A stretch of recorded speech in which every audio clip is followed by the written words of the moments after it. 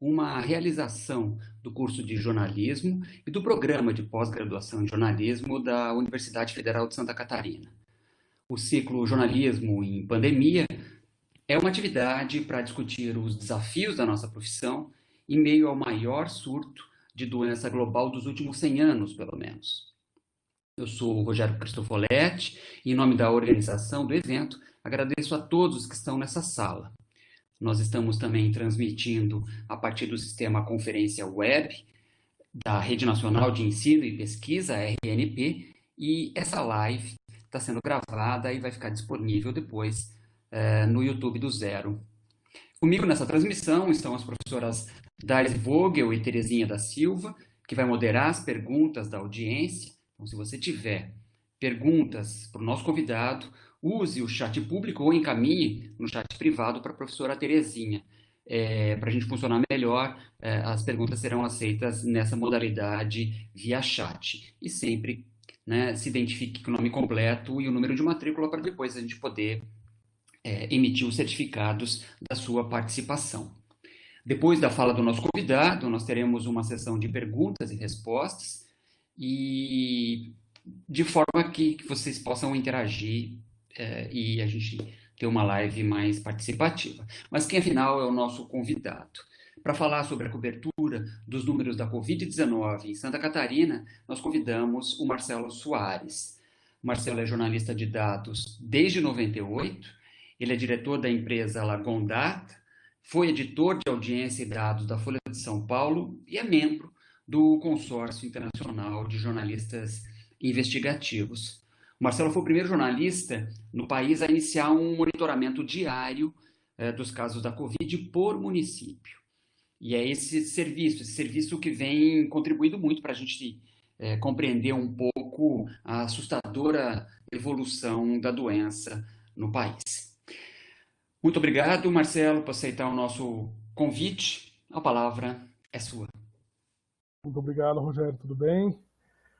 Bom, deixa eu compartilhar com vocês aqui uma tela para mostrar para vocês um pouco da situação que nos traz aqui. Esta tela aqui, compartilhar. Já foi iniciado, diz aqui. Estão enxergando? Beleza. Bom, esse monitoramento da Lagon Data, eu comecei em março, quando, por frustração, né, atualizando visualmente. Né, todo dia eu atualizo alguns gráficos, mais ou menos sempre os mesmos, sobre o estado atual da pandemia com os dados que se tem. Né, ele começou de uma necessidade muito básica, que era, ele não atualizou o dia disso aqui, mas eu atualizei esses gráficos aqui hoje. Tudo bem. Ele começou de uma necessidade muito básica, que era conhecer por que raios, como raios, a doença se transmite ao longo do país. O Brasil tem estados que são do tamanho de países inteiros. Né? E aqui onde diz 3 meses, são 2 meses. Imagina que vários países europeus têm o tamanho, a extensão e muitas vezes menos população do que estados do Brasil.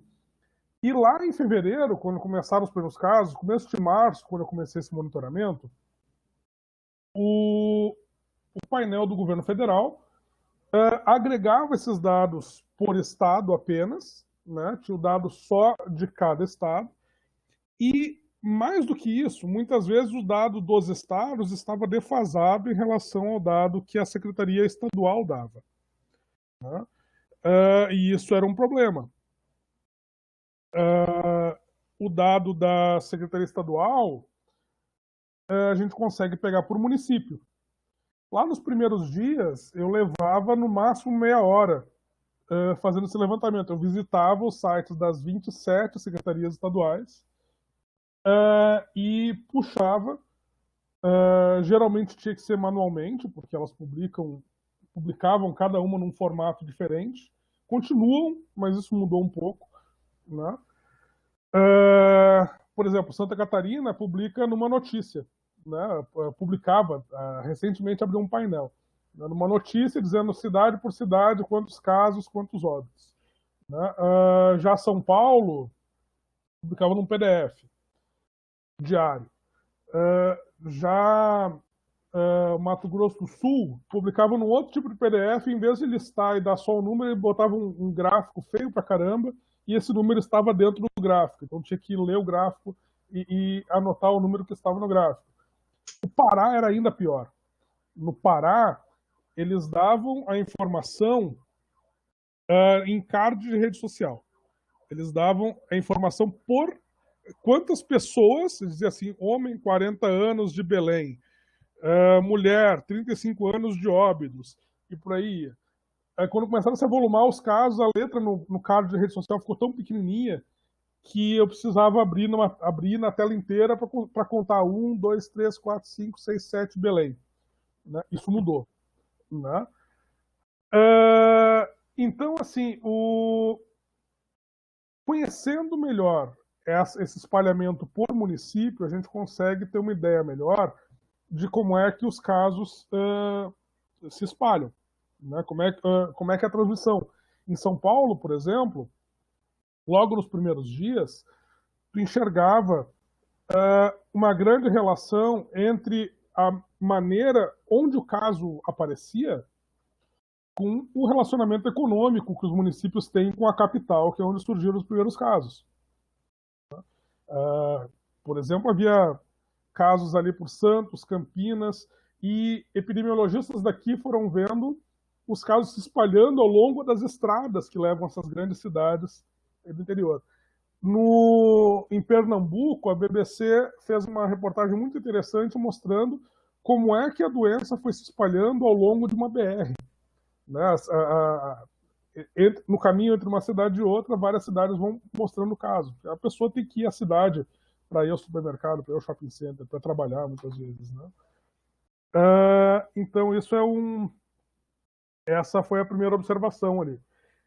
Então, eu comecei a agregar por município. Nos primeiros dias levava no máximo meia hora. Aí, um mês atrás, estava levando quase 3 horas por dia, esse mesmo levantamento, porque estavam se avolumando os municípios.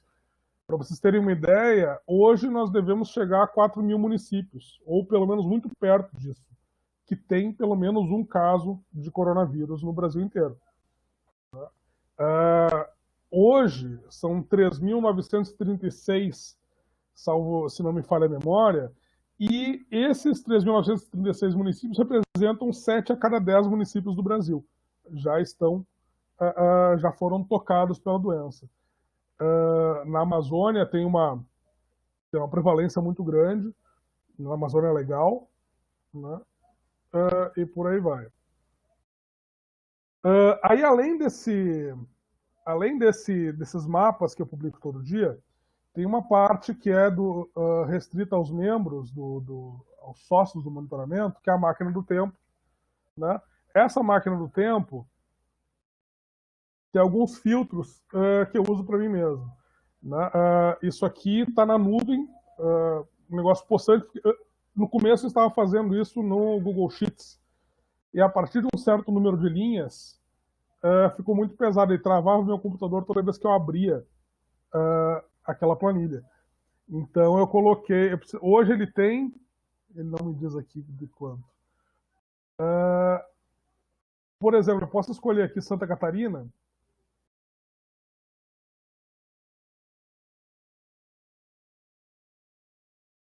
Então tem aqui por município, né, quantos confirmados e quantos mortos em cada município catarinense. Aqui tem a linha, aqui tem essa linha de maneira logarítmica. Eu quero saber se o município é na fronteira. Ele vai me mostrar aqui os municípios que estão registrados no IBGE como municípios de fronteira. Né? Ele vai me mostrar, eu quero ver só os municípios do litoral. Ele vai me mostrar como é que está a situação da doença nos municípios do litoral. Os municípios que fazem frente com a praia.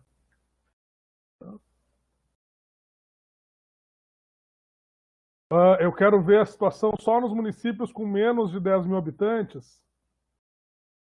Ele também vai mostrar. Eu quero ver só nos municípios com mais de 100 mil habitantes. Também conseguimos. Né? Eu quero ver só no município de Blumenau.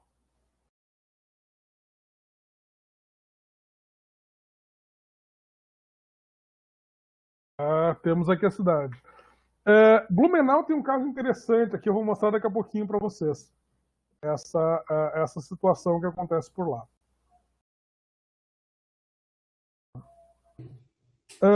Marcelo, só deixa eu te perguntar. Posso te interromper rapidinho? Manda no Sim. chat ali.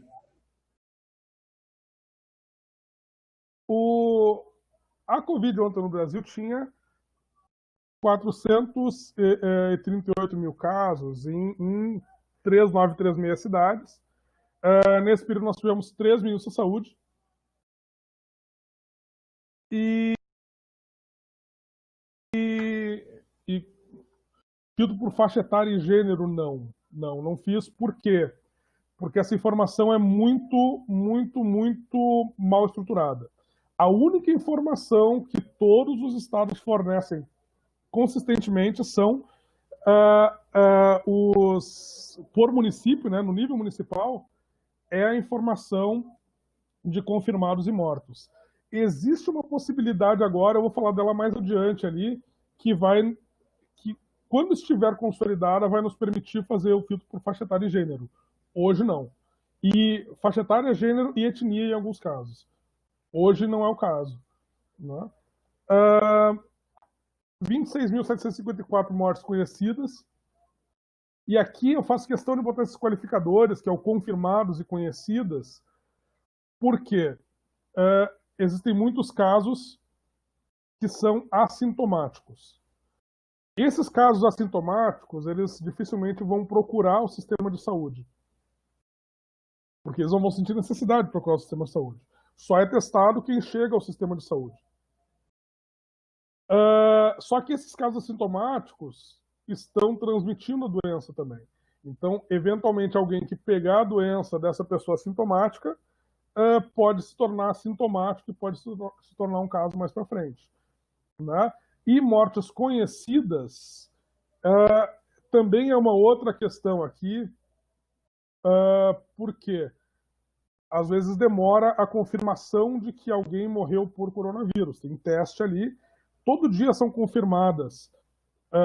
Quando dá esse índice ali, é uma coisa muito errada quando a imprensa fala houve 1.100 e tantas mortes nas últimas 24 horas. Não houve, necessariamente. Pode ter havido mais ou pode ter havido menos. Essas 1.100 e tantas mortes que a gente sabe, que a gente fica sabendo hoje, que aconteceram nas últimas, que foram registradas, que foram confirmadas, foram conhecidas nas últimas 24 horas, uma parte delas é realmente de ontem, uma parte maior é da última semana, outra parte é do último mês e pode ter casos anteriores ainda. Né? Isso leva a alguns erros de interpretação, como alguns não intencionais e outros intencionais, como é o caso do que o Osmar Terra vem fazendo muitas vezes ali. Ele pega os gráficos do site dos cartórios e mostra, olha, estão caindo as mortes. Só que a barrinha das mortes ali, pela data de ocorrência, ela demora para subir. Ela vai depender do processamento dos atestados de óbito. Né? Os piores índices per capita estão no norte. E o norte tem várias questões aí no meio. Primeira questão de falta de estrutura. No Amazonas só tem leitos de UTI em Manaus. Né?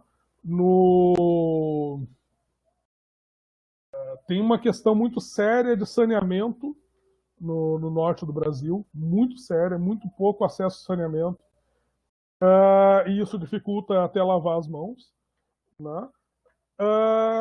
E no meio desse caos todo, estamos no terceiro ministro da Saúde, que agora nem é ministro da Saúde, é o milico da Saúde. Né? Acontece o Ministério da Saúde, como acontece na Inglaterra, o NHS, né? O National Health System. Eles conseguem ter uma estratégia unificada para o país inteiro. O NHS é o modelo que inspirou o SUS, né? Eles conseguem ter uma estratégia unificada para o país inteiro e, com isso, conseguem unificar a coleta de dados para isso. Eles sabem, tem o mesmo padrão para o país inteiro para coletar dados, e isso permite fazer estudos muito poderosos. Não é pouca coisa. Depende de ter um sistema único de saúde funcionando, né? O dia que o Brasil tiver um sistema único de saúde funcionando, talvez a gente consiga chegar a isso. Infelizmente, chegamos à pandemia sem isso, né? Em vários desses estados, o comércio já está abrindo mesmo sem dados, mesmo sem abrir os dados, ou mesmo, muitas vezes, ignorando a subnotificação, né? Eu vou mostrar alguns casos para vocês aqui. E, no meio de todo esse contexto, ainda tem uma eleição à vista. Lembrando que o Sistema Único de Saúde ele é operado nas cidades. E é o prefeito, os prefeitos das cidades vão ou pedir a continuação deles do emprego neste ano, ou serão trocados neste ano.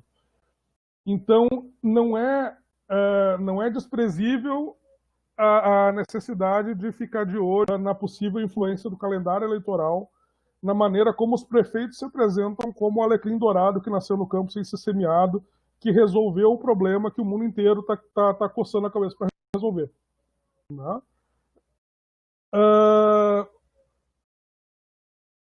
Esse aqui é o crescimento da doença em Santa Catarina até hoje, 28 de maio.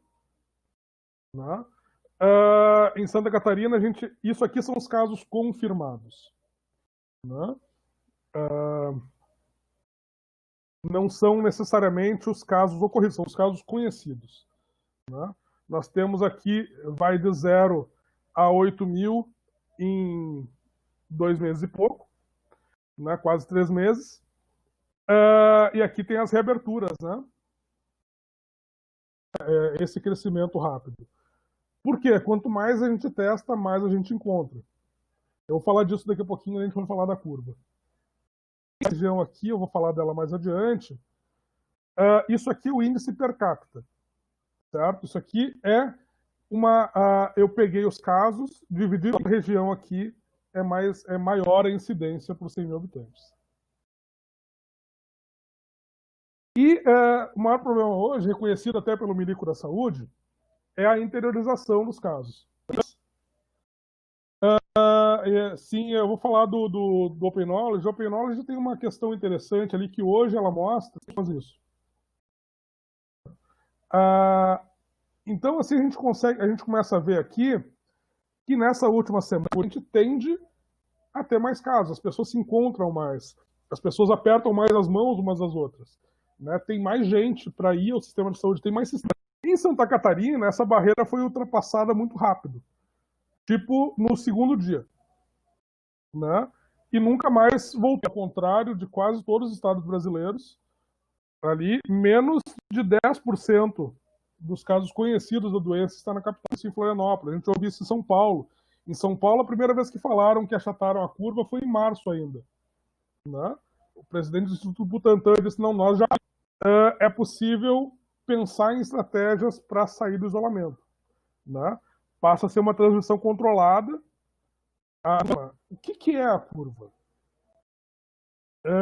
A curva é o número de infecções novas por dia, certo? A gente só sabe as infecções novas por dia com testagem. Então, assim, um número confiável de testes feitos por dia, né? E mesmo os números que nós temos são inferiores ao que ocorre em outros países.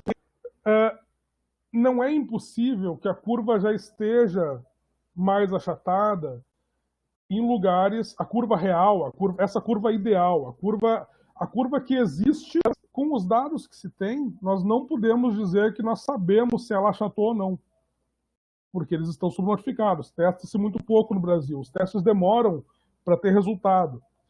Mais ainda, são usados títulos. E nessa balbúrdia, os entes públicos estão tomando iniciativas de abrir ou não abrir, né? Recentemente perguntaram assim, o governador de São Paulo, ele escuta a ciência ou escuta o calendário eleitoral? Assim, não, ele escuta a pesquisa. É bastante forte.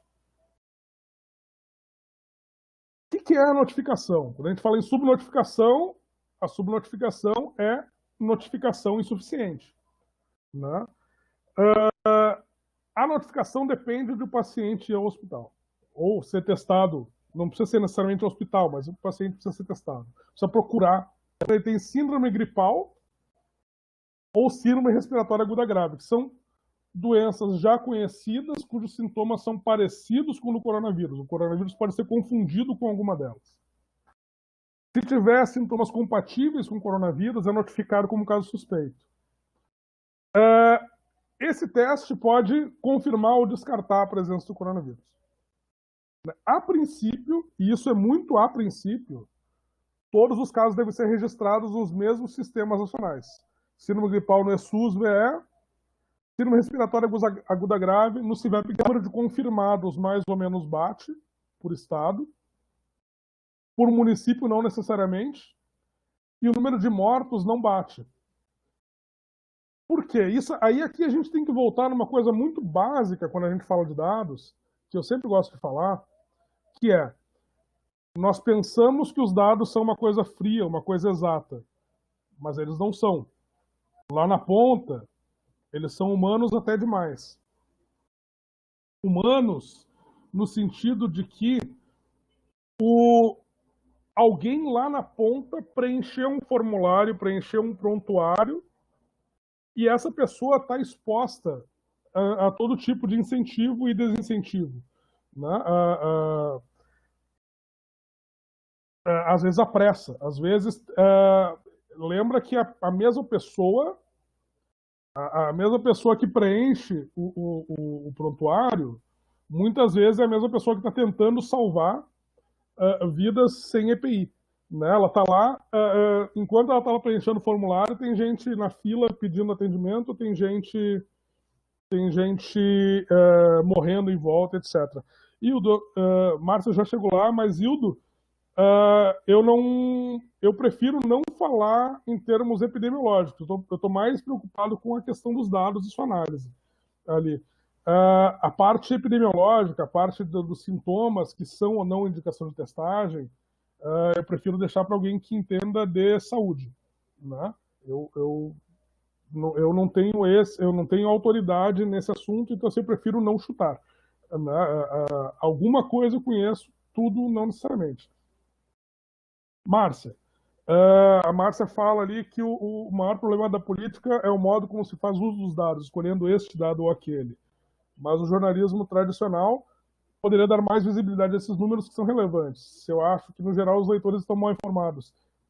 Sim, estão mal informados, mas aí tem um outro problema, que é a economia da atenção, que é brutal. A economia da atenção é brutal. As redações estão enxutas cada vez mais. Tem muito... Imagina que como o calendário esportivo está suspenso, certamente tem repórter de esporte cobrindo coronavírus também. Isso não é necessariamente ruim, talvez ali surjam novas vocações, né? Mas assim, tem muito repórter caindo de paraquedas no assunto, e aí tem toda a questão da maneira como se trata o que dizem as fontes em geral. Os dados são apenas mais uma fonte, um instrumento usado por fontes, né? Às vezes existe um jornalismo declaratório quantitativo, né? O pessoal que toma o dado pelo seu valor de face, né?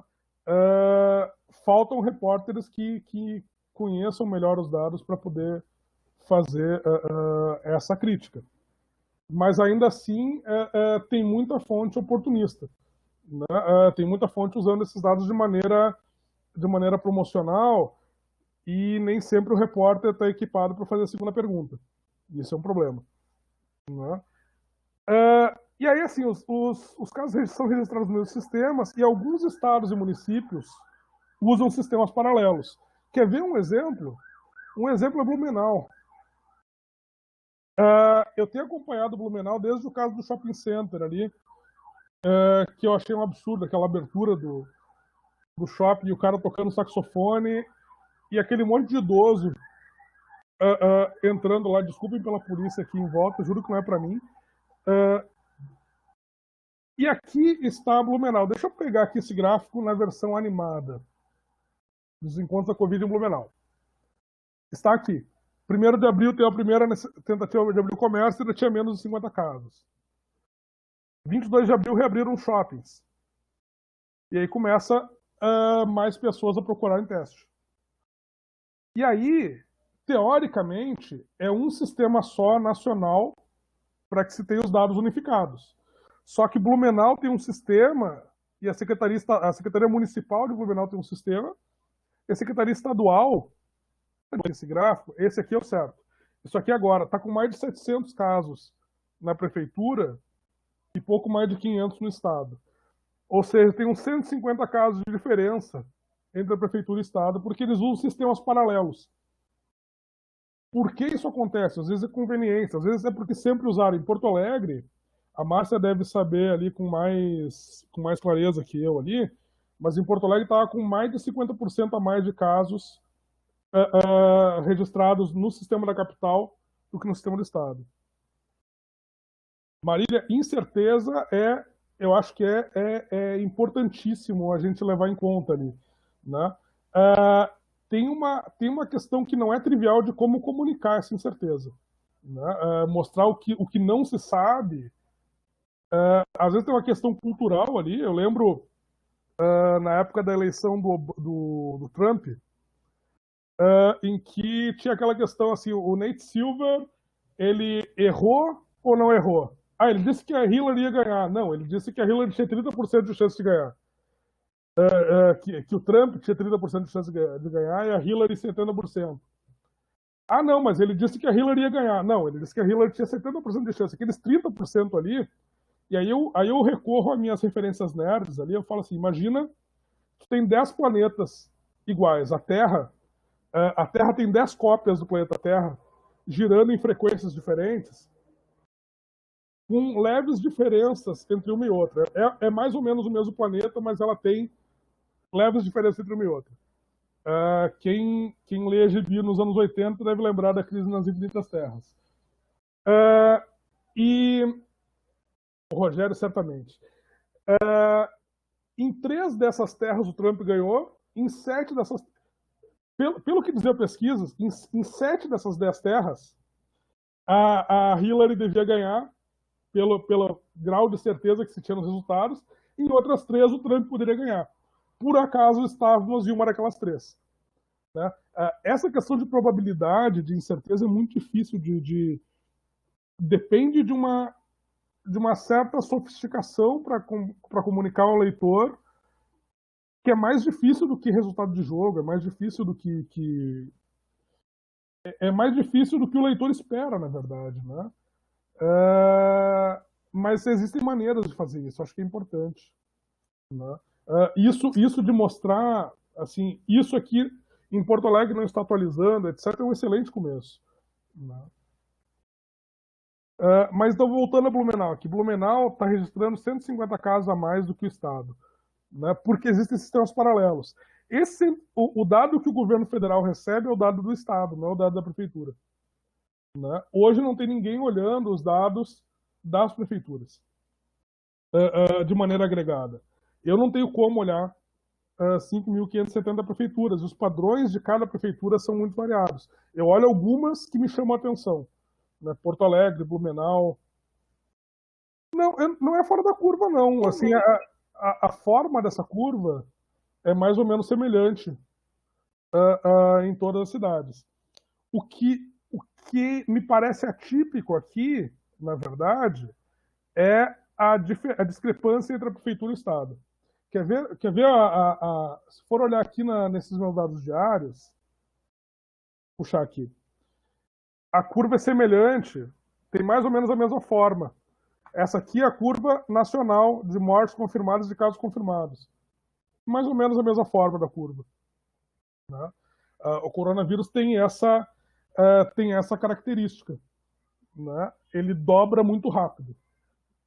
Os casos dobram a cada 5 dias. Então, assim, o Mandetta, quando ele sai, tinha ali 33 mil casos. Quando o sucessor dele sai, tinha 218 mil. Hoje, nós estamos com mais de 400 mil. Né? Então, assim, é muito rápido para dobrar os casos conhecidos. Mortes, mesma coisa. Quando o Mandetta saiu, tinha quase 2 mil mortes. Quando o Taik saiu, 14 mil. Hoje, já chegamos a 26 mil mortes ontem. Né? Esse é essa, infelizmente, é a característica dessa doença. E isso é só o que a gente conhece. O que piora a situação. Aí vem a importância da transparência. Eu falei antes do NHS, né? Esse estudo aqui, o Open Safely, ele foi feito usando dados do SUS britânico. Né? Então, eles têm os registros de saúde eletrônicos online de 17 milhões de pacientes adultos. Então, eles juntaram aqui um timaço de epidemiologistas estatísticos para fazer esse estudo. Eu conheço conheço o trabalho desse último, que é o Ben Goldacre ali. Esse cara tem livros maravilhosos. Foi pelo Twitter dele que eu cheguei a esse estudo. Né? Seria possível fazer um estudo assim no Brasil. Seria muito possível se o Sistema Único de Saúde estivesse funcionando bem na parte de registro. Os microdados que tem hoje, eles estão muito falhos, especialmente nas mortes. Né? E aí vem a questão da transparência. Cada estado publica os dados como bem entende. Né? Eu tenho acompanhado toda semana o índice de transparência do Open Knowledge, e eu gosto muito de ver como o mapa foi mudando de cor ao longo das semanas. Né? Ele começou muito rosa, e hoje ele está quase todo verde. Por que isso aconteceu? Se houvesse um Sistema Único de Saúde no Brasil, se houvesse um Ministério da Saúde para coordenar os esforços de combate ao coronavírus, não haveria padrões tão diferentes entre os estados. Né? Ali no começo de abril, cada estado decidia que tipo de informação ele fornecia. Né? Esse estado aqui abre por município. Esse aqui coloca em rede social. E aí, gradualmente, não necessariamente pelo melhor motivo possível, né, mas para subir no ranking, vários estados foram abrindo os dados. Eu conheço o pessoal do Open Knowledge ali, eu ouço histórias de estados entrando em contato dizendo assim, se eu abrir essa informação aqui, quantos pontos eu ganho? Né? O que é ótimo, mas ainda assim essas são informações básicas. São informações iniciais. Ainda tem muita coisa que você pode fazer. E o melhor exemplo disso é Minas Gerais. Minas Gerais nos mostrou como é possível ser transparente no ranking, para fins de ranqueamento, os critérios são claros ali, sem precisar nem ser transparente. E isso é o seguinte, logo que Minas Gerais viu que havia cobrança por microdados no ranking, né? Os microdados são bancos de dados, são planilhas que reúnem uma linha para cada caso, detalhadas. A planilha do Espírito Santo tem 27 variáveis. A planilha do Ceará tem várias, a planilha de Pernambuco também tem muitas, né? E isso permite detalhar. Eu fico imaginando quantas colunas tenham na planilha do NHS. Não faço ideia. Mas assim, Minas Gerais publicava microdados para cada um dos casos. Não tinha os detalhes de comorbidades, não tinha detalhe de sintomas, não tinha detalhe de etnia, mas tinha ali se era homem ou mulher, que dia entrou, se era suspeito, se era um caso suspeito, se era um caso confirmado ou um caso descartado.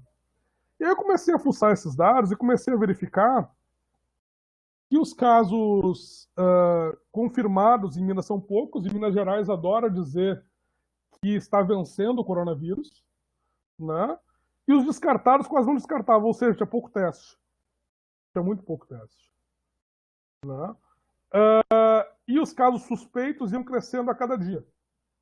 Até o ponto que passou de 100 mil e eles simplesmente pararam de publicar esses dois dados aqui, de suspeitos e descartados. Como o ranking não cobra suspeitos e não cobra descartados, eles viram que eles não perderiam nenhum ponto se eles cortassem ali. O que eles fizeram? Eles declararam que é tudo gripe. Eles disseram isso aqui é síndrome gripal inespecífica. E pararam de publicar esse dado. E continuam dizendo que são um caso de sucesso no combate à doença. Né? Eu não sei se Santa Catarina é mais transparente ou menos transparente do que o índice de transparência cobra. Não faço ideia. Eu acho que isso é uma excelente pauta para os repórteres que estão aí no dia a dia. Né? Aí quando tu vai olhar, tem outros indicadores possíveis de coronavírus. Né? Em março ainda, a Fiocruz encontrou uma ligação ali de um aumento de casos de síndrome respiratória aguda grave, né? Paralela a coronavírus. Elas têm sintomas semelhantes. Então, alguns lugares começaram a observar isso. E aconteceu um disparo nos casos de hospitalização por CIRRAG no Brasil e em Minas Gerais também. Muito forte. Muito forte. Né? Então, é como se o mineiro dissesse, coronavírus não tem, é só um surtinho de pneumonia. Né? A gente, aqui tem queijo da canastra, a gente está protegido contra o coronavírus. Não sei se é isso. Né? Em março ainda, o governador de Minas Gerais foi o único governador que não assinou uma carta que cobra ação do Bolsonaro contra a pandemia. Isso foi antes de cair o primeiro-ministro. Caiu mais um ali, e agora tem o Milicério. Né? Só dois governadores não assinaram, que é o Zema e o Marcos Rocha de Rondônia. E aí tem iniciativas independentes, assim que o Cristiano está aí estaria aqui hoje, não sei se está aqui. Está aí, Cristiano? Está ali. Né? O Cristiano tem feito esse trabalho muito legal, aprofundado, em Minas Gerais, em que ele vai lá e ele vai na minúcia. Ali. A imprensa de Minas Gerais não necessariamente consegue contrariar a narrativa que o governo passa todo dia. Eu não julgo. O pessoal está sobrecarregado, está fazendo 500 coisas ali e tal. E o Cristiano é um cara que manja de dados e está focado nisso. Então ele vai lá e olha aqui, 1/3 das cidades com suspeitas de Covid-19 não tem nenhum caso testado. O governo ocultou dados que revelam sobrecarga de até 136% em regiões menos favorecidas com TI. O mito do isolamento exemplar em Minas Gerais, índice de mobilidade, mostra adesão baixa da média. Aqui ele foi em várias fontes possíveis, né, de dados de mobilidade em Minas Gerais. É uma maneira de tentar checar essas narrativas que os governos tentam passar. Né? O risco disso, especialmente em ano eleitoral ali, é o seguinte, é o governo dizer, bom, está todo mundo preocupado com o coronavírus. Se eu disser que isso não é coronavírus, ninguém vai ficar olhando no que está acontecendo. Né? Alguns governos estaduais, segundo o relatório do Open Knowledge de hoje, eles, quando pede para divulgar número de leitos, ocupação de leitos, eles divulgam a ocupação de leitos específicos para a Covid, o que é muito pouco. Né? Assim, o cara que está com síndrome respiratória aguda grave, ele não vai estar no leito para a Covid, ele vai estar no leito da UTI com todas as outras causas. Né? E esse dado não está sendo aberto nesses estados que divulgam o dado do leito específico para a Covid. Né? E aí tem o secretário de Saúde de Minas Gerais que acredita que focar na testagem é bobagem. Né? O Zema dá entrevista na Globo News e fala, bom, aqui o que a gente faz é abrir leito. Por isso que a gente não tem por isso não satura a ocupação de leitos. Só que essa estratégia de abrir leito tem vida curta, né? Depende, enquanto tiver dinheiro para abrir leito, vai abrindo leito. É uma aposta um tanto arriscada. de que os casos vão parar de crescer enquanto tiver dinheiro para abrir leito. Né? E aí, aqui em Santa Catarina, tem uma questão dos frigoríficos que é importante. No mundo inteiro, essa questão está sendo vista. Né? Se a gente vai olhar essa região aqui de Santa Catarina, é aqui onde tem Chapecó, aqui é onde tem Ceará. Deixa eu pegar aqui, Santa Catarina aqui. 7 a cada 10 municípios. Concórdia, Lindóia do Sul, Ipumirim, Arabutã, Ceará, Paial, Chapecó e tal. Essa região aqui tem muitos frigoríficos. Né? E isso, consistentemente, se tem encontrado surtos de coronavírus em cidades onde há muitos frigoríficos. Né? Isso aqui o Ministério Público do Trabalho já está de olho nisso em Santa Catarina. Né? Mas aí, assim, nos Estados Unidos, está muito, muito visível ali. Né? O USA Today fez uma excelente investigação sobre o espalhamento do coronavírus em frigoríficos nos Estados Unidos. JBS, muito forte lá. Né? O New York Times fez uma entrevista outro dia bastante arrepiante, na verdade, com uma imigrante africana que trabalhava num frigorífico lá. Né? A Wired faz essa reportagem aqui mostrando por que os frigoríficos se tornaram pontos de espalhamento do coronavírus.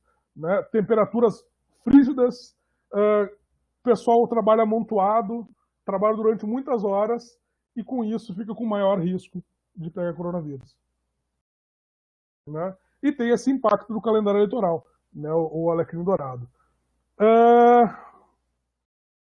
Para essa exposição eu até me alonguei demais aqui, mas eu queria ouvir vocês, conversar com vocês. Vamos lá.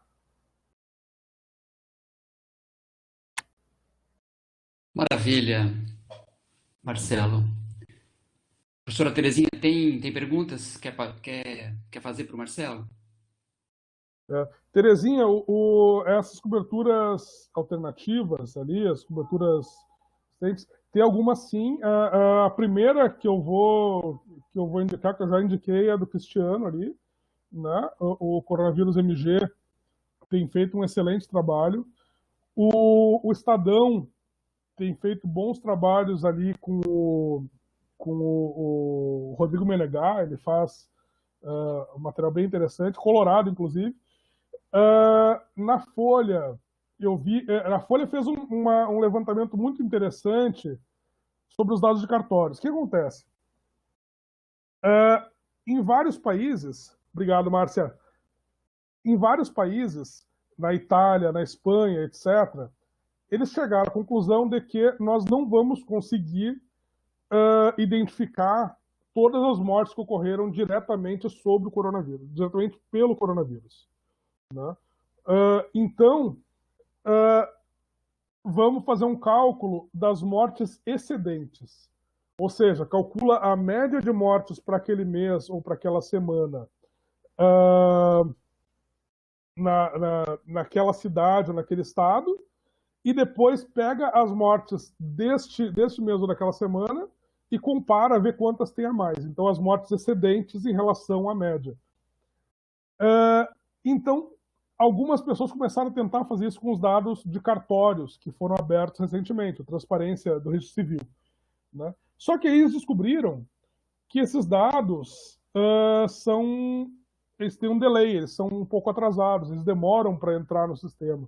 E a Folha fez uma excelente investigação mostrando essas demoras. E aí tem a grande questão de todas, é o quanto o Brasil é desigual. Né? O Brasil é um país extremamente desigual. Então, assim, é muito mais fácil o registro do cartório estar mais redondinho em um grande centro, São Paulo, Rio de Janeiro, etc.,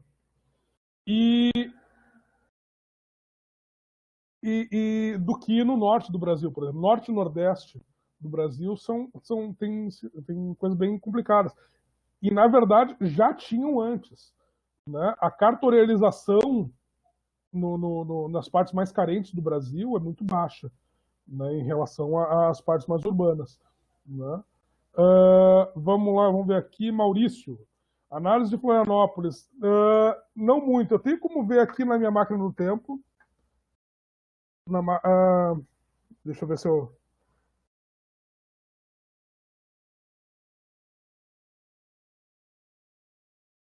Mas a ideia dessa fala aqui é colocar algumas pulgas nas orelhas de vocês, para que vocês que estão aí consigam investigar melhor o que está acontecendo por aí, né? Isso que o Cristiano tem feito é um excelente modelo, assim, é replicável. Vocês conseguem reproduzir em Florianópolis o tipo de análise que ele fez para ver se as pessoas estão se movendo, né? Deixa eu abrir aqui. Florianópolis. Então, aqui, Florianópolis, eu vou precisar dar uma olhada aqui no histórico desses dados aqui, porque tem muito vai e vem aqui neles. Vou ver o que está acontecendo com eles. Mas é preciso dar essa olhada. Se alguém na UFSC quiser fazer essa análise, eu posso conversar para ajudar a montar isso aí. Posso dar visibilidade aqui no algum data também. Márcia, vejo que há uns 7 ou 10 dias os jornais deixaram de... A primeira coisa é a consciência da subnotificação. Ela cresce. A segunda é a economia da atenção. Provavelmente, eu não tenho dados de audiência, mas provavelmente as notícias de números da Covid pararam de dar a mesma audiência que davam lá no começo. Hoje demora mais tempo para abrir os dados da Covid, né? Antes abria às 5 da tarde, 4h30. Ontem abriu às 8h30 da noite. Ou seja, se já passou o Jornal Nacional, já passou o fechamento das redações, já foi indo, né? E aí tem o cenário político, que é um fator que não é desprezível, né? Eu não sei avaliar o quanto o cenário político está ou não influindo. Acredito que deva estar, principalmente em termos das fontes, né? Ali as fontes estão focadas nesse cenário político e as bobagens que o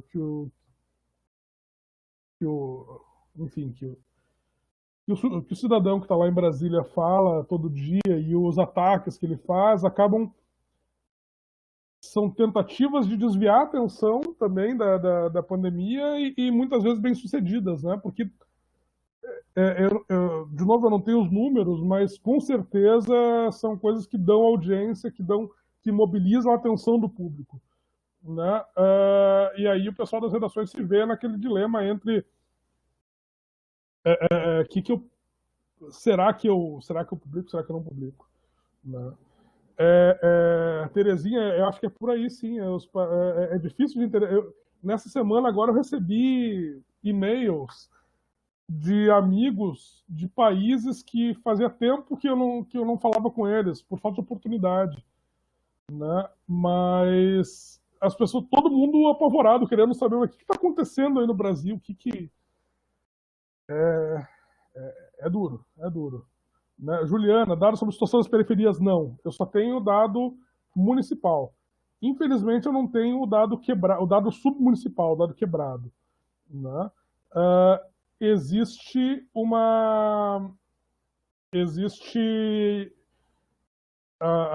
alguns trabalhos bem interessantes feitos pela Amanda Rossi, na Piauí, e eu não lembro o nome da repórter, no Estadão, sobre os bairros de São Paulo. Aqui em São Paulo, tem muitos casos se concentrando lá nas perifas, lá ali na Zona Leste, Zona Sul de São Paulo, tem muitos casos concentrados ali.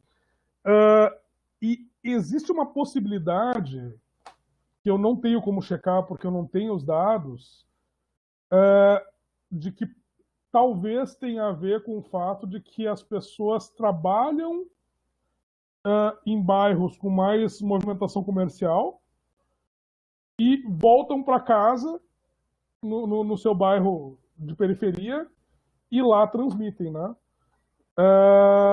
Mas a gente não tem esses dados para checar. Né?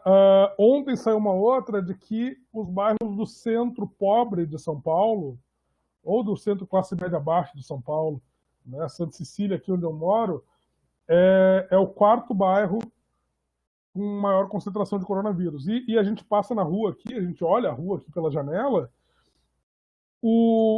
as pessoas estão na rua. Está quase normal. Né? É muito triste, é muito triste. Mas o dado das periferias, o Rio de Janeiro, ele organiza isso por hospital. Do hospital ele pega por bairro, então eles conseguem fazer isso com melhor. Fabiana Cambrico, ela mesma. O Rio de Janeiro consegue fazer isso por bairro. A Marília, exatamente, isso é bem interessante ali, das pessoas não querem consumir notícias. Eu tenho procurado compartilhar a música do Deep Purple no Twitter para ver se para ver se quebra um pouco a bad. De noite, em vez de ver Jornal Nacional, vou ver documentário de música. Né? Olga, qual a alternativa para lidar com os gráficos em escala logarítmica? Isso é interessante, isso é interessante. Eu tenho sentimentos ambíguos com a escala logarítmica. Né? Ela é útil aqui aqui, deixa eu compartilhar aqui minha tela. Na máquina do tempo aqui eu tenho esses dois gráficos aqui. Né? O gráfico linear, deixa eu pegar aqui um que não esteja tão zoado quanto Florianópolis, vou pegar São Paulo.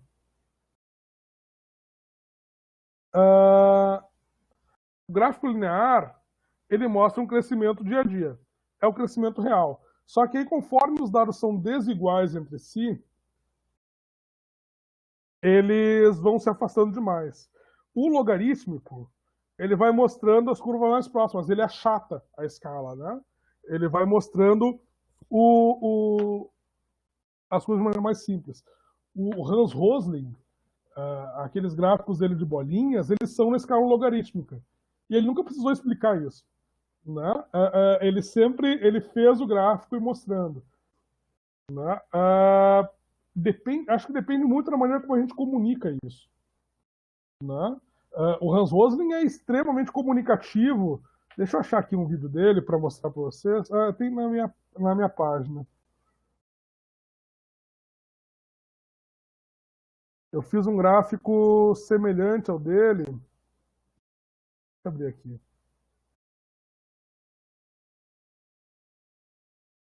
Aqui. Demora um pouquinho para abrir, que eles são meio pesados e acho que a conexão também está sobrecarregada. Mas isso aqui eu fiz com a riqueza e longevidade no Brasil entre 97 e 2016. Está na escala logarítmica. Né? Não, o meu não necessariamente. Esse aqui, o original dele, deixa eu tirar o som. E pular aqui mais para frente. Isso aqui é uma escala logarítmica. 400, 4.000, 40.000. É a mesma distância entre elas, mas a grandeza é diferente. Né? E ele trabalha o tempo inteiro com escala logarítmica sem chamar por esse nome. Né? Só que ele explica tão bem o que significa que facilita muito a vida. Né? Acho que tem um trabalho extra aí de explicação que dá para ser feito para o leitor.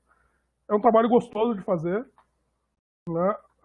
Mas não acho que se deva jogá-los fora por causa disso.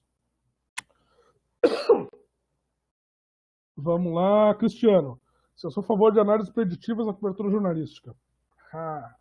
Já me perguntaram várias vezes onde é que vai parar, quando eu acho que vai chegar a tal número e tal. A minha resposta é sempre a mesma. Já volto a pergunta do Rogério daqui a pouquinho. A minha resposta é sempre a mesma. Eu não trabalho com o futuro. Né?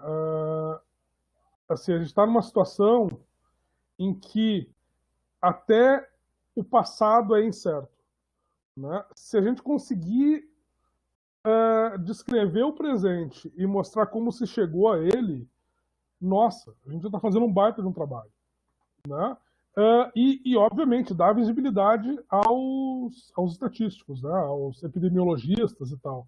Só que, assim, nesses últimos meses, últimas semanas, a gente viu casos absurdos de economistas ali, economistas de televisão ali, se arvorando em epidemiologistas de pijama, né? Então, com resultados muito ruins, né? Então, assim, eu acho que a última coisa que o Brasil precisa é de um jornalista tipo eu se metendo a epidemiologista, né? Então, assim, acho que a gente precisa ter essa clareza de até onde a gente consegue ir, né? A gente consegue ir longe com o que a gente consegue fazer, né? Mas, assim, o futuro é complicado. Deixa eu pegar aqui a pergunta do Rogério. O SUS foi criado em 88, o NHS em 48. O Brasil tem uma área 35 vezes maior que o Reino Unido. É justo comparar os processos de integração do SUS e do NHS? Não, não é justo. Não é justo. Mas, ao mesmo tempo, o SUS é uma coisa tão incrível. O SUS tem todos os defeitos que a gente sabe que ele tem, né?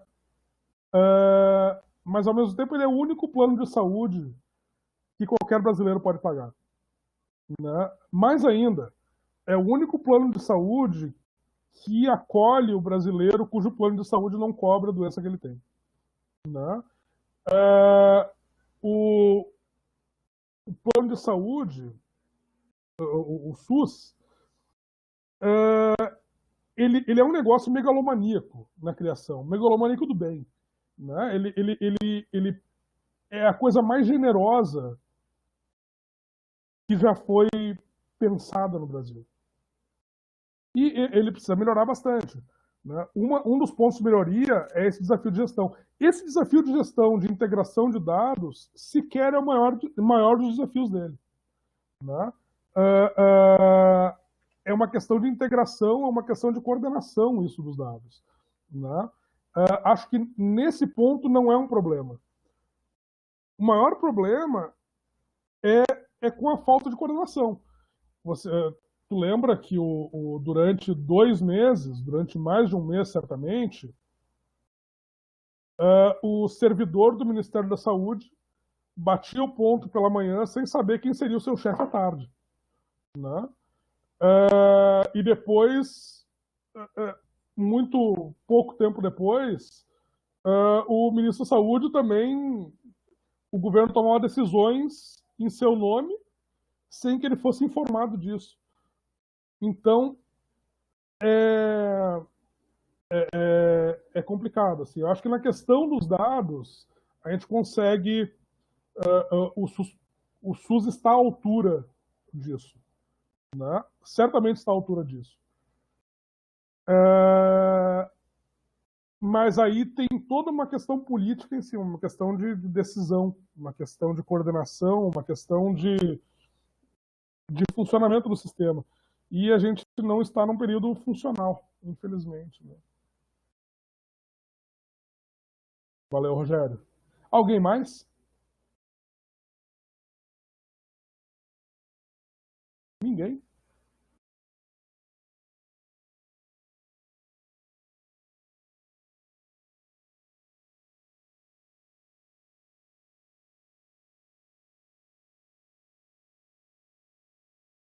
Vamos lá, então perguntem.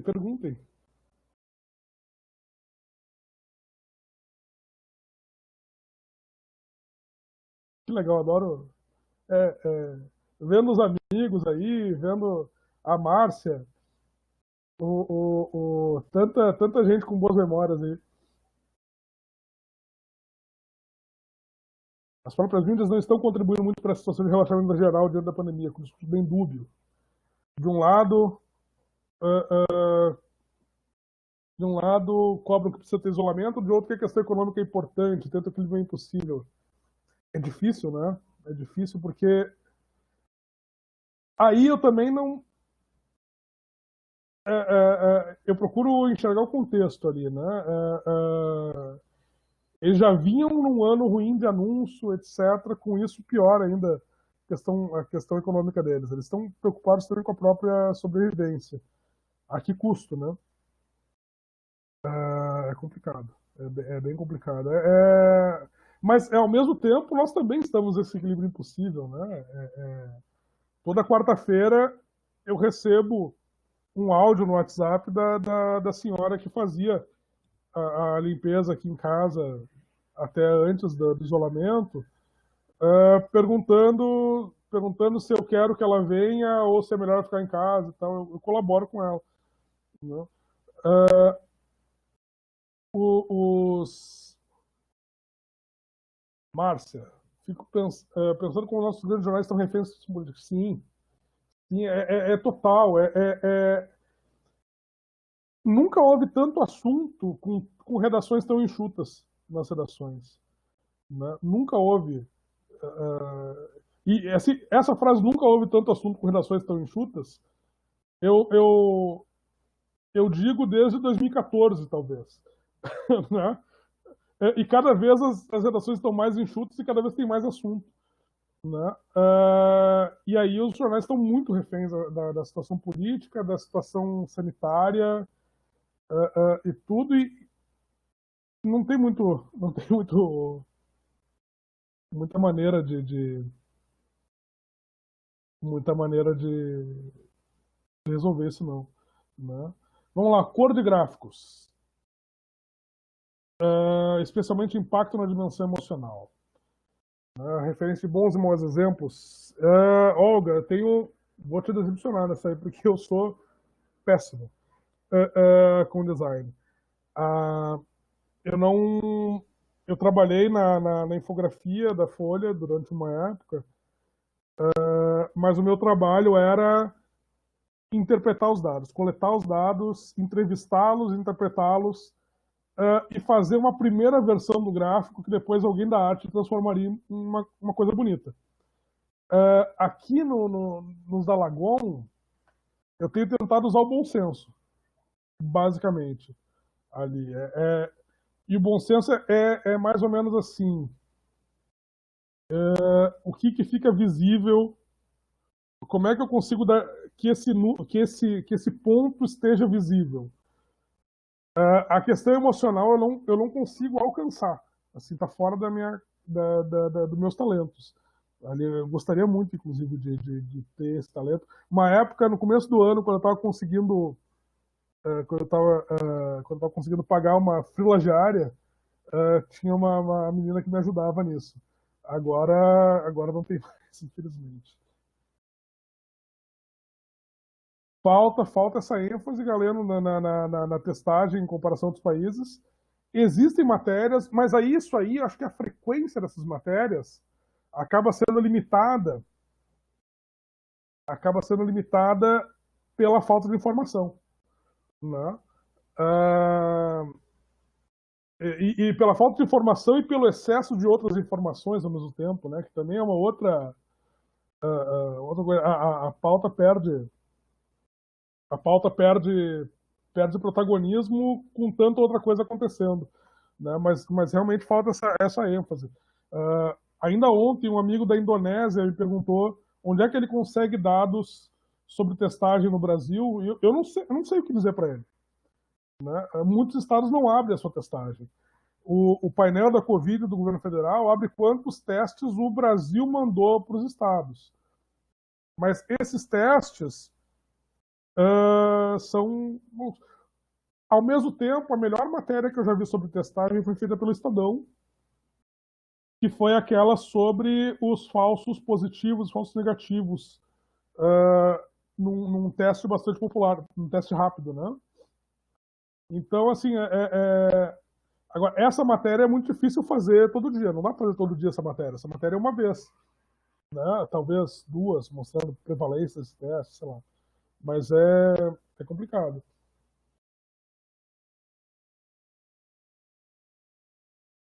Vamos lá. Os dados disponibilizados na Gondata, eles eles praticamente não são automatizados, né? Era muito difícil.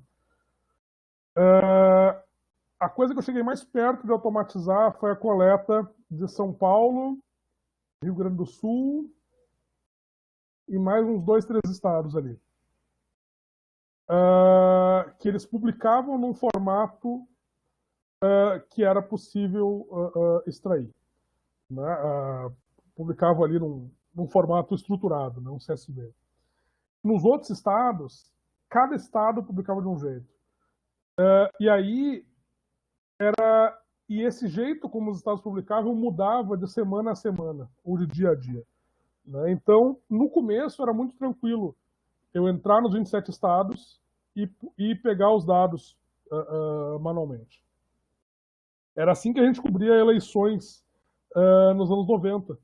Né? Era assim que os resultados iam sendo atualizados todo dia e a gente precisava olhar quase linha a linha. Né? Já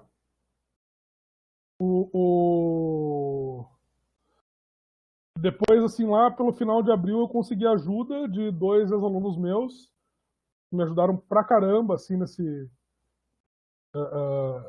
por mais um mês, até que finalmente, agora, o governo publica os dados muito semelhantes aos dados que eu obtinha antes manualmente. Eu passei alguns dias comparando o que eu e meus estagiários, lá, meus ex-alunos, puxávamos, comparando com o que o governo publicava, e quando ficou bom o bastante, a gente começou a utilizar o que o governo publica, enriquecendo com as bases do IBGE, que é como eu faço aqui, né, com esses fatores ali por município, por tipo de município, litoral, etc. A coisa mais automatizada que eu fiz foi foi colocar a base no BigQuery.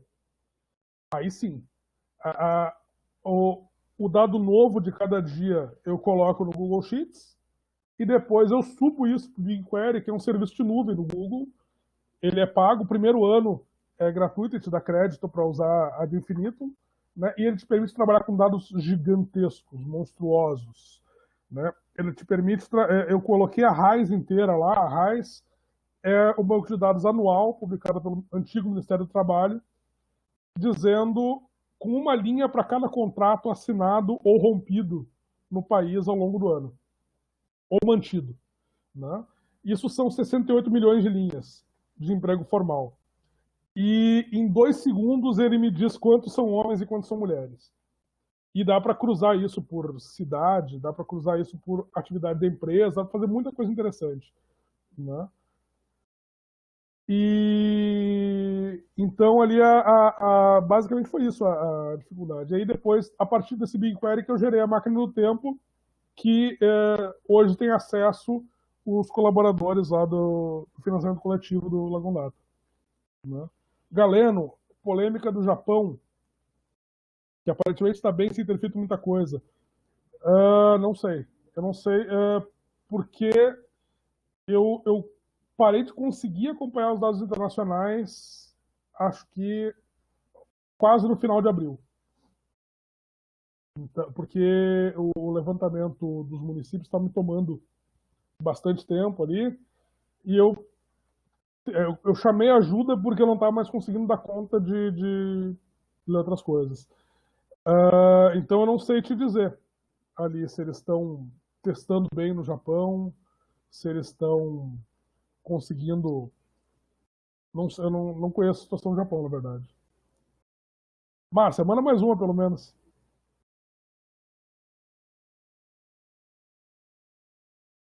Agora, a mudança a mudança cultural do uso de máscaras, eu não sei aí em Florianópolis, em Porto Alegre, como é que tá, mas aqui em São Paulo, na Santa Cecília, pelo menos, é impressionante o quanto tem gente usando máscara. Ali, e muito rápido, né? Eu nunca imaginei que... Em primeiro lugar, eu nunca imaginei que eu veria tanta pessoa mascarada na rua sem ser filme de Bang Bang, né? Pode mandar por... Eu vou botar meu e-mail aqui que tiver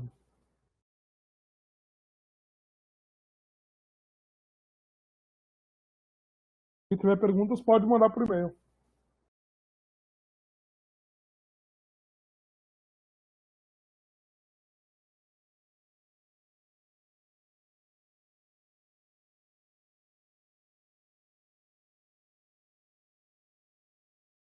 Multa. Caramba. Valeu.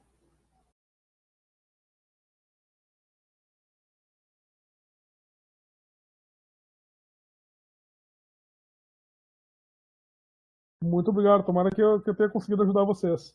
E quando tiverem reportagens aí sobre o que está por trás do bom desempenho de Florianópolis, por favor, mandem para mim que eu ajudo a multiplicar esse material.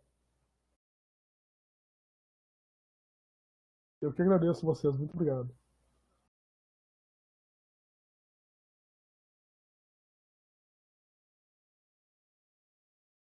Pode procurar. Tendo dúvidas, tendo. Olha o Rogério aí. Valeu, Hildo. Valeu, Valci. Valeu, Terezinha, Juliana, Janaíne. A Marília tá ali também. Valeu, Marília. Vitor, valeu. Gente, temos mais alguma pergunta? Ou podemos encerrar?